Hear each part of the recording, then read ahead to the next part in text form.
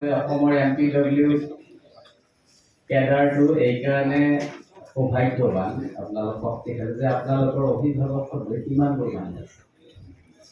NSMৰ honourable MP আমাৰ CM sir আছে, CM sir যি আপোনালোকৰ নিশ্চয়। তো এই যিখিনি সমস্যা এই সমস্যাখিনি মই ভাবোঁ যে 2026 চনৰ ভিতৰত আমি সমাধান হ'ব বুলি আমি আশা কৰিছোঁ। আপোনালোকৰ সন্মানীয় সম্পাদক মহোদয়ে কৈছে যে বিভিন্ন অসুবিধাৰ কথা কৈছে, সমস্যাৰ কথা কৈছে। হয়, মই একেটা কথাই পুনৰাবৃত্তি কৰিব বিচৰা নাই, কিন্তু দায়িত্ব এটা তাগিদা দিছে যে মই দীঘলীয়া নকৰোঁ। মূল আকৰ্ষণ আহিছে যেতিয়া চৌধুৰী ডাঙৰীয়াই নিশ্চয় আমাৰ সমস্যাৰ সন্দৰ্ভত ক'ব। যে মূল কথাটো হৈছে যে MPW মানে বিভিন্ন য'ত যেতিয়াই যি ধৰণে লাগে সেই ধৰণে ব্যৱহাৰ কৰিব। আমাৰ NSMৰ MD ডাঙৰীয়াই কৈছে যে বিভিন্ন স্তৰ আছিলে আৰু সেই স্তৰবিলাকৰ বিলুপ্তিকৰণ ঘটোৱাই MPW ক্ৰিয়েশ্যন আছে। নন টেকনিকেল পষ্ট কিন্তু কামখিনি টেকনিকেল। এই কথাটো আমি সকলোৱে জানো। গতিকে আমাৰ যিটো প্ৰাপ্যৰ বঞ্চনা যে আমি নন টেকনিকেল হয় টেকনিকেল কাম কৰোঁ।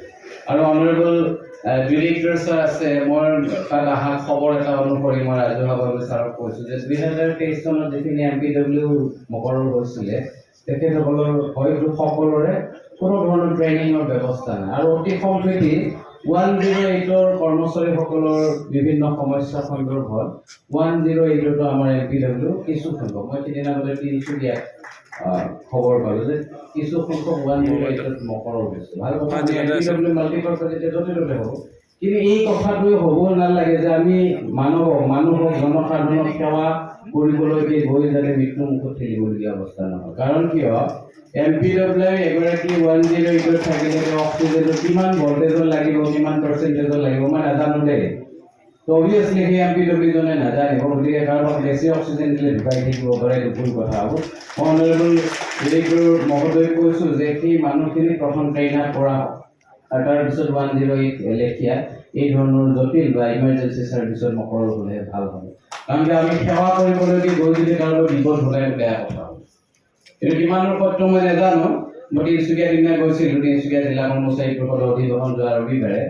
তাতে এই কথাটো পাইছোঁ যে 108ত বহুকেইগৰাকী MPW সোমাইছে। তাত 2023ত ৰিক্ৰুইট হোৱাও আছে।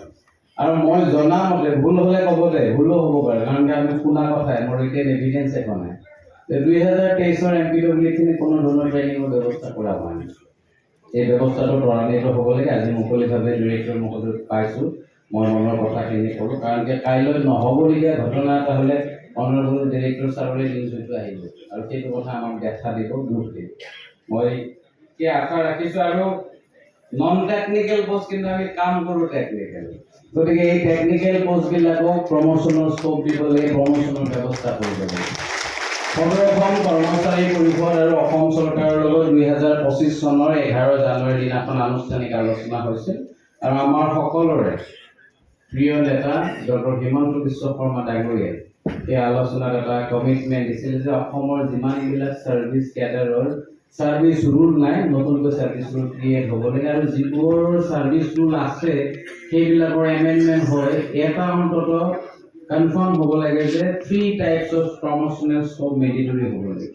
যে আমাৰ চাকৰি জীৱনত নিম্নতম 3টা পদোন্নতি পাব পৰা ব্যৱস্থা সেই সেৱা বিধিত সন্নিৱিষ্ট হ'ব লাগে। য'ত আছে তাত ক'ব লাগে, য'ত নাই সংশোধন হ'ব লাগে, এমেণ্ডমেণ্ট হ'ব লাগে। আৰু য'ত ছাৰ্ভিচ ৰুলে নাই